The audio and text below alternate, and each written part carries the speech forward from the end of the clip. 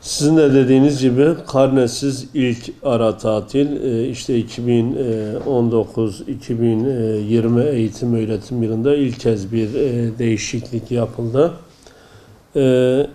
Birinci ara tatil normal birinci yarı yıl tatili, bir de ikinci ara tatil dediğimiz kısımlar eklendi.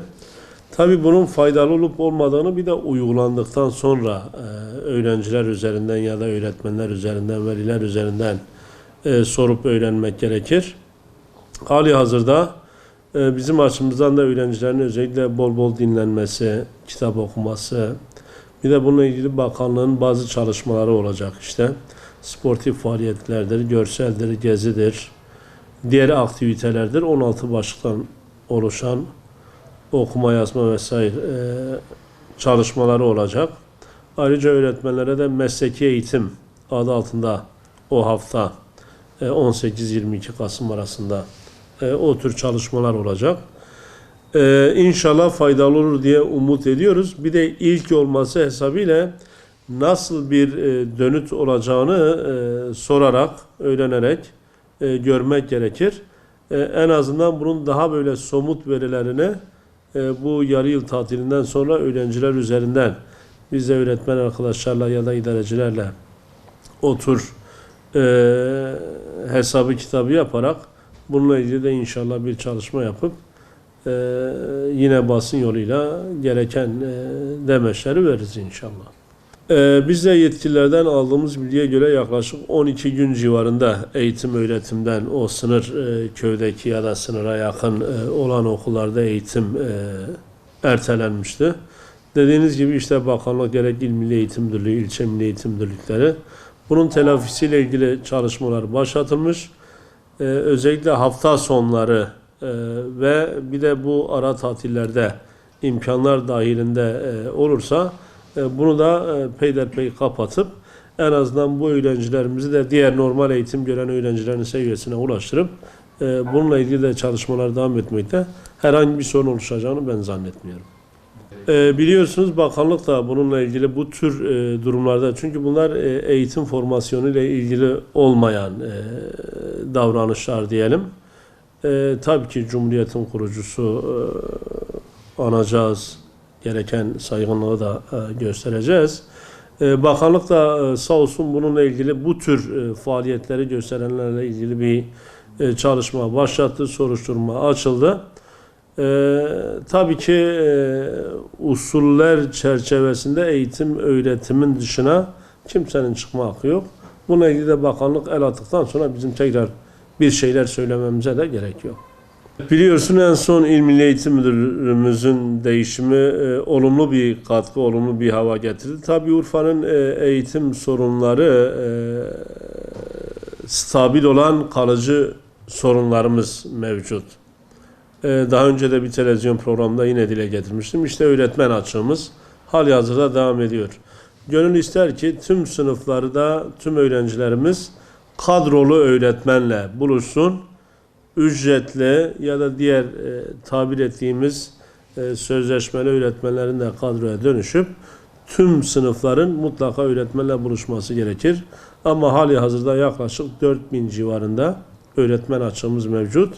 Ve ben buradan da yetkilileri uyarıyorum. Eğitim öğretim döneminin sonucunda dediğimiz 19 Haziran'da okul biteceği zaman biliyorsunuz öğretmenlerin yer değiştirme hakkı var. Ve sözleşmeli öğretmenler 3+1'den dolayı kadroyu alıp kadrolu olan bu sözleşmeli öğretmenler ilk kez tayin hakkı isteyecek ve Urfa'da en azından yaklaşık ilk atanan sözleşmeli öğretmenler 4100-200 civarıydı. Onların en azından %70'i buradan gidecek mesela 3000 civarı. Bir de kadrolu olanlardan 1000-1500 gittiği zaman Urfa'da yine bir 4-5 bin sirkülasyon dediğimiz başka illere giden arkadaşlar olacak. Halihazırda da öğretmen açığımız 4000'den bahsediyoruz. Yine 10.000'leri bulacak. O yüzden şimdiden bunun tedbirini de mutlaka almaları gerekir. Ben buradan da siyasilere çağrıda bulunuyorum. Öğrenci sayımızın çok olması, 800 bine yakın öğrencimiz var. Bu kadar bina, bu kadar derslik yapılmasına rağmen halihazırda hala biz o yoğunluğu aşabilmiş değiliz. Bir ara okulların çoğu normal eğitime geçti. Yakında yine ikili eğitime geçmek durumunda kalacak. En önemli baş edemediğimiz sorunlardan biri de mevsimlik tarım işçisi çocuklarımız.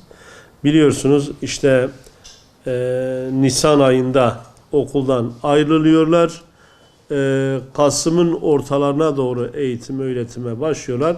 Dolayısıyla bu da okula alışabilme, öğretmene alışabilme, adaptasyon dediğimiz sorunu giderebilme ile ilgili büyük sıkıntılar oluşturmaktadır. Urfa'da yaklaşık 100.000 civarında öğrenci bundan ister istemez etkilenmektedir. Taşımalı eğitim hakeza büyük sıkıntı. Çünkü sabahın erken saatlerinde kalkıp kendi okulunuza taşıma vasıtasıyla gidiyorsunuz. Bu da ister istemez eğitime olumsuz yönde etkilemekte.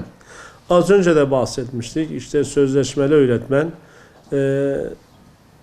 Sonuçta aynı üniversite, aynı ortam, aynı şartlardan mezunuz, aynı işi yapıyoruz. Ama aramızda 20-25 tane sosyal özlük mali hak farklılığı var. O yüzden bu sözleşmeli öğretmenliğin bir an önce kaldırılıp kadrolu öğretmen hakkının verilmesi ve kadrolu şartının getirdiği tüm haklardan bunların da bir an önce faydalanması gerekir. Çünkü siz öğretmeni mutlu etmediğiniz müddetçe azami şekilde verimi de alamazsınız. Ki buna rağmen tüm öğretmenlerimiz her türlü fedakarlığı gösterip eğitim öğretime son sürat devam etmektedirler. Bir de biliyorsunuz Urfa'da yaklaşık 400-500 bin civarında Suriyeli kardeşlerimiz var. Onlar muhacirdir, biz ensarız. Her türlü fedakarlığı, gayreti, yardımı, çabayı, emeği harcayacağız. Müslümanız. Kardeşlerimizdir bunlar.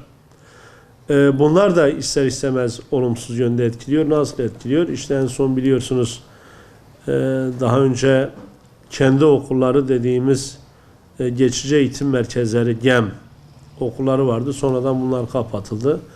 Bunlar da normal bizim çocuklarla beraber aynı sınıflarda yer alıyor. Zaten sınıflar kalabalıktı. Bunların da bir gelişi biraz daha yoğunluğu artırmış oldu. Bir de dil ile ilgili ister istemez bir sıkıntı oluşmakta. Öğretmen de bu konuda biraz muzdarip olmakta. Bu da ister istemez eğitim öğretimimizi yine olumsuz yönde etkilemektedir. İşte özellikle biliyorsunuz bu son günlerde öğretmene şiddet bayağı arttı. Münferit olmaktan çıkıp toplumsal bir sorun haline dönüştü. Biz de buradan özellikle bakanlığa sesleniyoruz. Yani bu tür durumlara yeltenen, tevessül eden, yapan insanların ağır cezalarla cezalandırılması gerekir ki diğer insanlar da kendilerine çeki düzen versinler. Böyle kafası kızan, sıkıntı yaşayan, morali bozulan, okula gideyim de kendimi biraz rahatlatayım anlayışından artık kurtulmamız gerekir.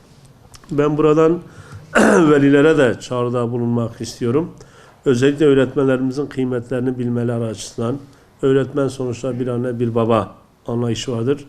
Ben zannetmiyorum hiçbir öğretmen kendi keyfi duygularını yerine getirsin diye sıkıntı öğrenciye oluştursun.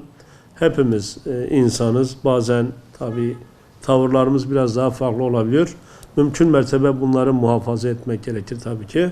İşkur'dan da bahsetmeden geçemeyeceğim. Özellikle her yıl İşkur'dan milli eğitime temizlik elemanları alınıyor. Okulun açılacağı ay belli, tarih belli, kapanacağı tarih belli. O yüzden bu tür çalışmaların mutlaka okul 1 Eylül'de açılıyorsa 1 Eylül'de bu işlerin bitmiş olup bu insanların orada kendi görevlerini yerine getirecek şekilde hazır olmaları gerekir. 1,5-2 ay geçiyor. Bakıyorsunuz hala İşkur ile ilgili bir eleman verilmesi vesairesi yok. Kurasıdır, çalışmasıdır vesairesiyle ilgili şeyler olmaktadır.